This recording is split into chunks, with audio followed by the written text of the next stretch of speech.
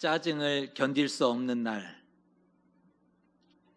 절망의 수렁에 빠져 허우적거리고 있던 날, 조급함과 불안함이 가득했던 날, 못 견디게 모든 것이 버거웠던 날, 그런 날이 우리에게는 있습니다. 그날 무언가를 결정한다면 무모한 결정을 할 수밖에 없습니다. 사고치기 딱 좋은, 요즘 우리의 삶은 좀 어떠신지 모르겠습니다. 바른 결정을 하고 있으십니까? 오늘 말씀을 통해서 어떠한 삶을 선택하고 걸어가야 하는지에 대해서 함께 묵상하고자 합니다. 오늘의 주인공은 요압 장군입니다. 요압 장군은 다윗 왕국의 군대 장관이었습니다. 다윗이 도피하고 고생할 때 처음부터 함께했고 생사를 같이 했던 전우라고 할 수 있고요. 우리식으로 표현하면 먼지 세대입니다. 고생 많이 한.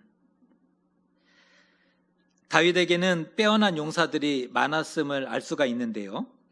성경에 특별히 37명의 명단이, 용사의 명단이 정리되어 있지 않습니까? 그 37명의 용사 중에 가장 유명한 3인, 첫 번째 3인이 있었는데, 첫 번째 3인은 어떠한 일들을 했느냐 봤더니 800명의 적을 단번에 죽였다. 그리고 블레셋의 대군을 홀로 맞서 싸우기도 했더라. 이런 무용담 같은 그런 기사를 적어주고 있습니다. 다음 3인, 둘째 3인도 굉장히 탁월했는데요. 창으로 300명을 죽였더라. 막대기로 장대한 애굽 사람을 죽이기까지 했더라. 다윗이 골리앗을 물리치지 않았습니까? 그것처럼 막대기를 가지고 나아가서 장대한 애굽 사람을 물리쳤던 인물이 두 번째 3인이었습니다. 놀라운 것은 요압의 동생이었던 아비새와 아사헬, 이 두 명이 요압의 둘째 동생, 셋째 동생이었는데 이들이 바로 둘째 3인의 우두머리 역할을 했다라는 것입니다.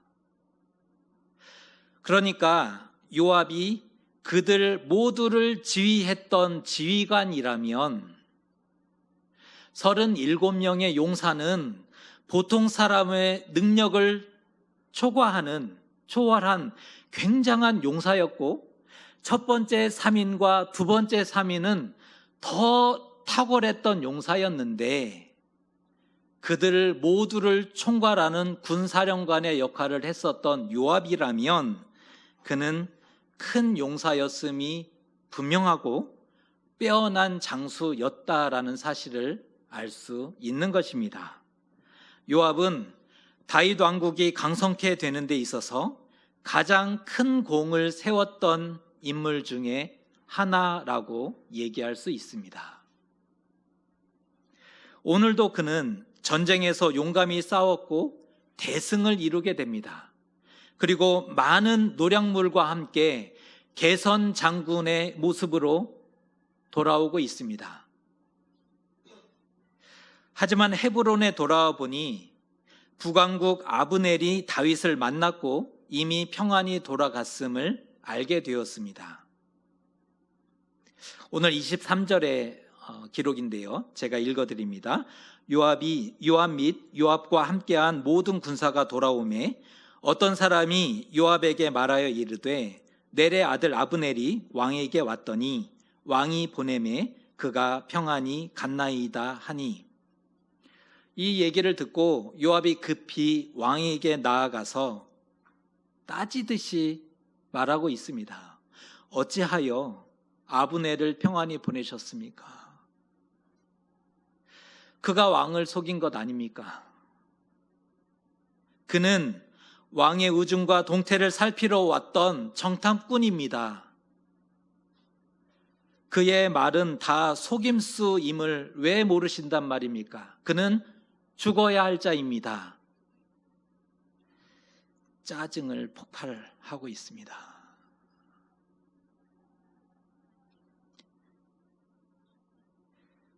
승전 보고도 하지 않고 지금의 상황이요, 대승을 거두고 전쟁에서 이겼으니 이 승전 보고가 얼마나 중요한 순간입니까? 그런데 왕에게 승전 보고를 하지도 않고 왕이 잘못했다 책망하는 것을 먼저 하고 있는 것입니다. 요압은 역시 군인이었습니다. 잘못을 바로잡기 위해서 즉시 행동합니다. 왕에게 알리지도 않고 사람을 보내 아브넬을 쫓아가서 데리고 왔지 않습니까? 그리고 아브넬이 눈앞에 있자 주저하지 않고 그를 죽이게 됩니다. 그래도 되는 걸까요? 다윗 왕은 평안히 보냈는데 요압은 대체 왜 그랬을까? 다윗 왕이 편안히 보낸 사람을 요압 장군은 왜 그리하였을까? 성경은 그 이유에 대해서 이렇게 써주고 있습니다. 30절입니다. 함께 읽겠습니다. 요압과 그의 동생 아비새가 아브넬을 죽인 것은 그가 기브온 전쟁에서 자기 동생 아사엘을 죽인 까닭이었더라. 그러니까 요압은 개인적인 원한으로 인해 피해 복수를 단행했다는 것입니다. 원한이 있었고 율법대로 피해 복수를 단행한 겁니다. 그런데 요압은 자신의 돌발 행동이 무엇을 의미했는지 알았을까요? 이러한 행동이 어떠한 결과를 가져올지를 알았을까요? 이 일로 인해서 북왕국과 유다는 전면전을 피할 수 없게 되었습니다. 전쟁인 거예요. 한 나라의 사신이었습니다. 협상단의 대표였습니다. 그것도 군대 장관을 살해했으니 전쟁의 빌미를 제공하기에 충분하지 않습니까? 치열한 내전으로 인해 얼마나 많은 무고한 사람이 죽고 다치고 피해를 당하는지 모르게 된 거죠.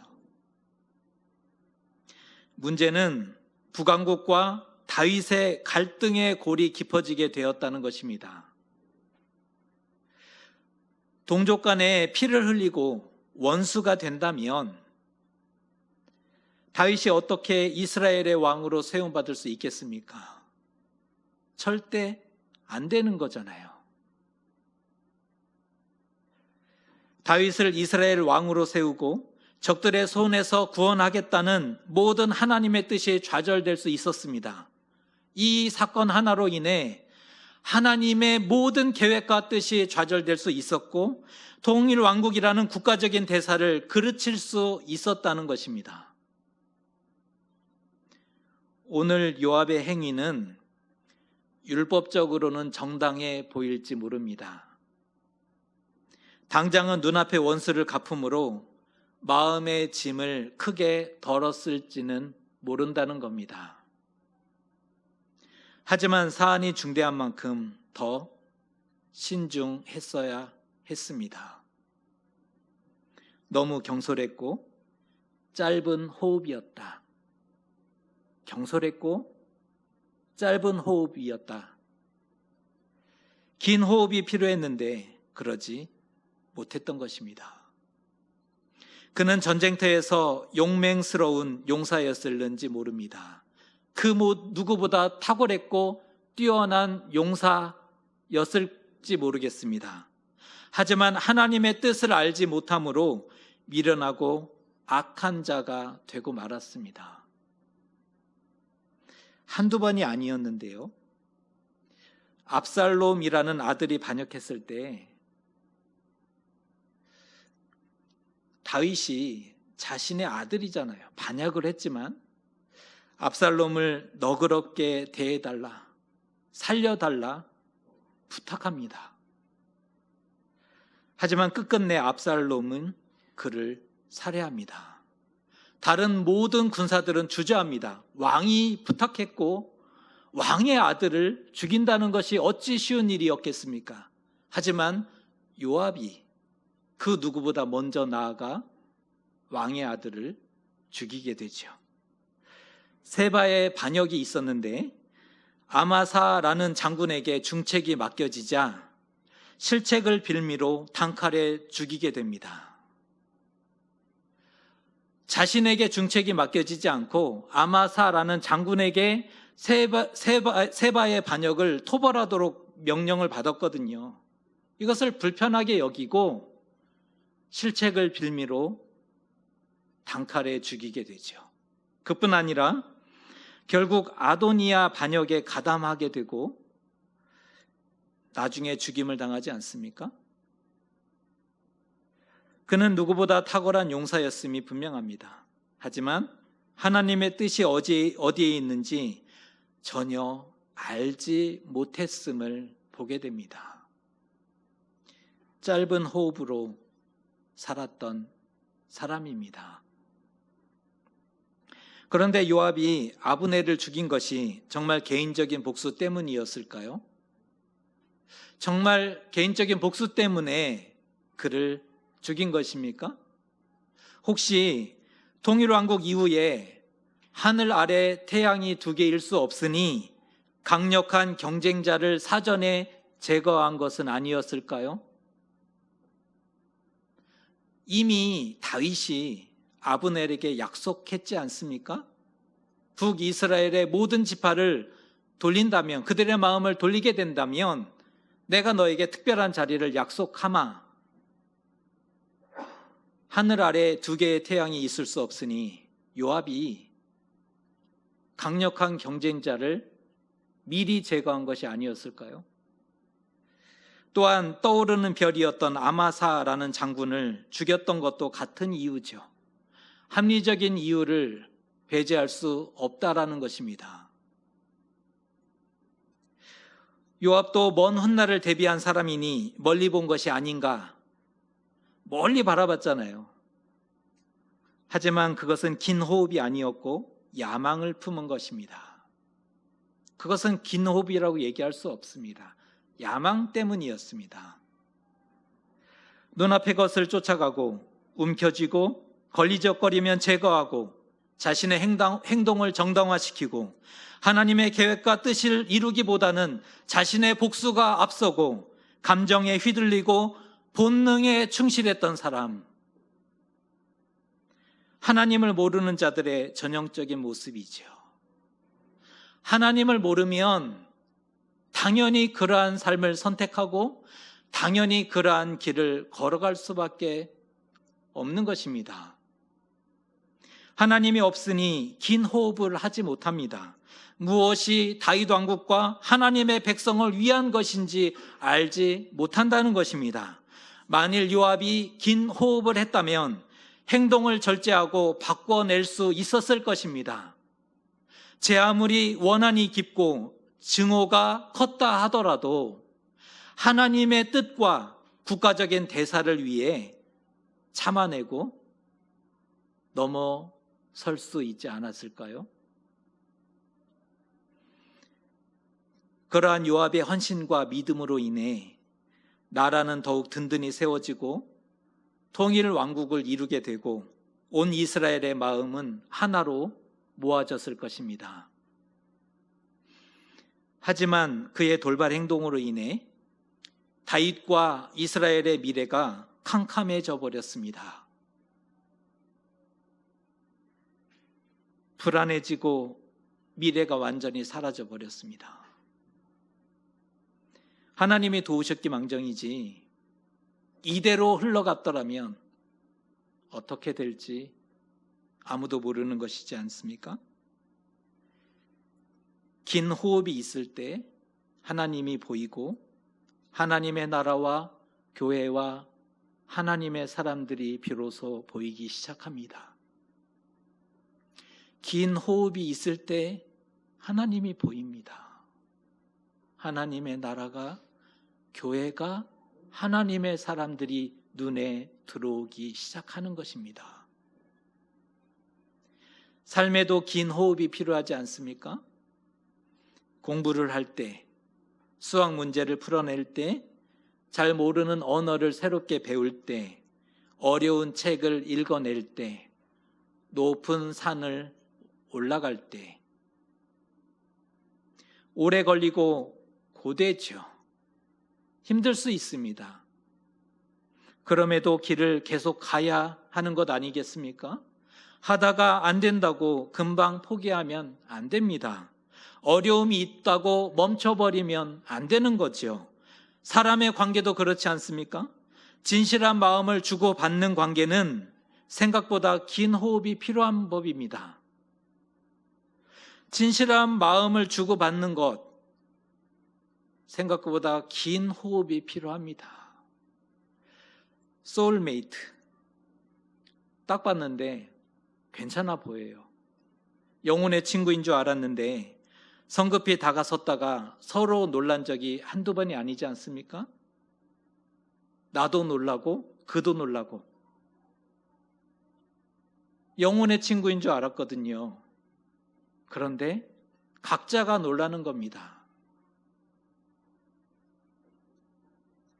긴 호흡이 없으면 조급해하고 불안해하고 서두르게 되어 있습니다.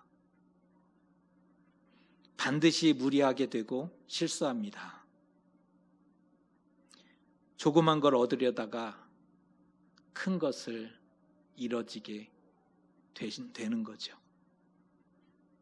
하지만 그 순간만 잘 넘기면, 그 순간만 넘기면 숨도 쉴 수 있고 잠도 잘 수 있고 생각도 달라지지 않습니까? 우리도 그러잖아요. 그 순간만 넘기면 숨을 쉴 수 없어서 정말 미칠 것 같았는데 그 순간만 넘기면 숨도 쉴 수 있습니다. 잠도 잘 수 있고 생각도 달라집니다. 그때 참 잘했다. 정말 잘 참았다. 하마터면 큰일 날 뻔했는데 다행이다. 돌아보면 그런 일이 얼마나 많이 있습니까? 갈대같이 연약한 우리, 그러니 긴 호흡이 필요하지 않겠습니까? 긴 호흡으로 보면 좋을 때도 순간이지만 어려울 때도 순간이라는 것입니다. 긴 호흡으로 바라보면 우리는 좋을 때가 영원했으면 좋겠다라고 생각하는데 좋을 때도 순간이고 어려울 때도, 정말 끝날 것 같지 않았던 그 어려울 때도 순간이라는 것입니다.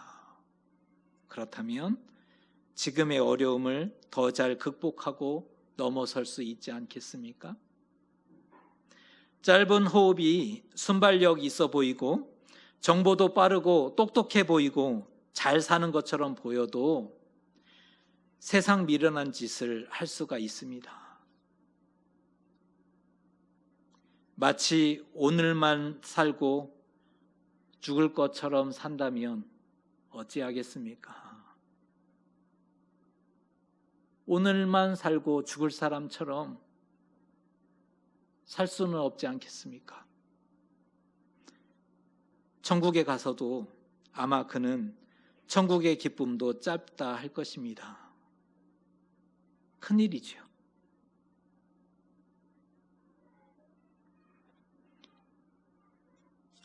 박노해 시인의 긴 호흡이라는 제목의 시를 소개해 드립니다. 한번 곰곰이 눈으로 따라오셨으면 좋겠습니다. 직선으로 달려가지 말아라. 극단으로 달려가지 말아라. 사람의 길은 좌우로 굽이치며 흘러간다. 지금 흐름이 오른쪽으로 방향을 바꾼 때 머지않아 맞은편으로 흐름이 바뀌리라. 너무 불안하지도 말고 강팍하지도 마라. 오른쪽이건 왼쪽이건 방향을 바꿀 때 그 포용의 각도가 넓어야 하리니 힘찬 강물이 굽이쳐 방향을 바꿀 때는 강폭도 모래사장도 넓은 품이 되느니 시대 흐름이 격변할 때 그대 마음의 완장을 차지 마라. 더 유장하고 깊어진 품으로 새 흐름을 품고 앞으로 나아가라. 삶도 역사도 긴 호흡이다. 곰곰이 생각하면서 읽어야 하는 그러한 시인 것 같습니다. 특별히 더 신앙은 긴 호흡이 필요합니다. 신앙이 긴 호흡이 필요하다는 것입니다. 멀리 보고 걸어야 되죠. 방향이 맞다면 멀리 보고 걸어갈 수 있어야 합니다. 방향이 틀렸다면 속히 돌아서야 하겠지만 방향이 맞다면 멀리 보고 걸어갈 수 있어야 합니다. 포용하는 넓은 품이 되어야 한다는 거예요. 하나의 일을 보고 포기해버리거나 기뻐하거나 세상을 다 잃어버린 것처럼 그렇게 판단하는 것이 아니라 포용하는 넓은 품으로 걸어야 한다는 것입니다. 어렵다고 주저앉거나 불편하다고 포기할 수 없습니다. 마음 졸이고 안달한다고 얻어지고 믿어지고 잘해지는 것이 아니지 않습니까? 신앙이 마음 졸인다고 안달한다고 해서 잘해지지 않습니다. 얻어지지 않습니다. 많은 시간과 인내와 기다림이 필요한 거죠. 그러니 그대도 사라지지 말아라. 하나님 앞에서 믿음의 자리에서. 그러니 그대도 사라지지 말아라. 하나님 앞에서 그 믿음의 자리에서. 우리 좀 더 긴 호흡을 하시면 어떠시겠습니까? 오늘을 조급해하지 말며 멀리 보고 살면 좋겠습니다.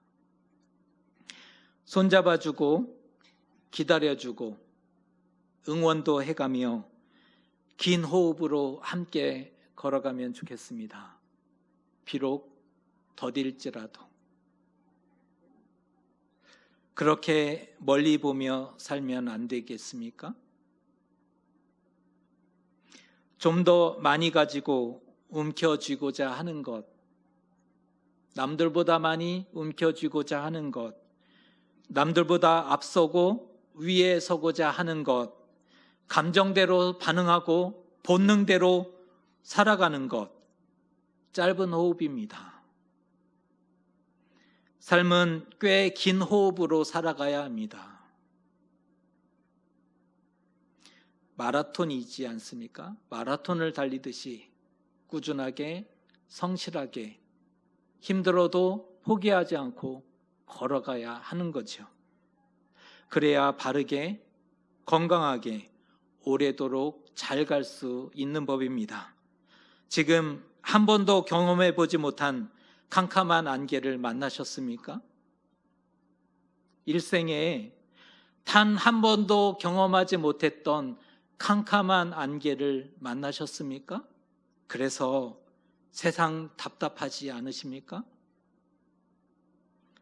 더욱 긴 호흡이 필요합니다.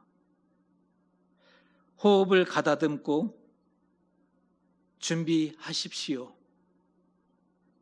오래 걸릴 수 있습니다. 조급해하고 답답해하면 무너지고 넘어지기 쉽습니다. 무엇보다 영혼의 긴 호흡을 소유하셨으면 좋겠습니다.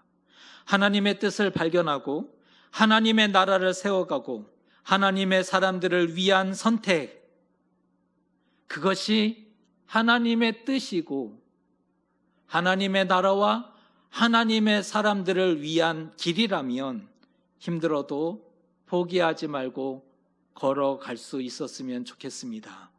먼 훗날 지금을 회상하며 참 잘했노라 이야기하게 될 것입니다. 먼 훗날 지금을 회상하며 웃게 될 것입니다. 하나님이 하셨다라고 고백하게 되시는 저와 여러분 되시기를 주님의 이름으로 축복합니다. 기도하겠습니다.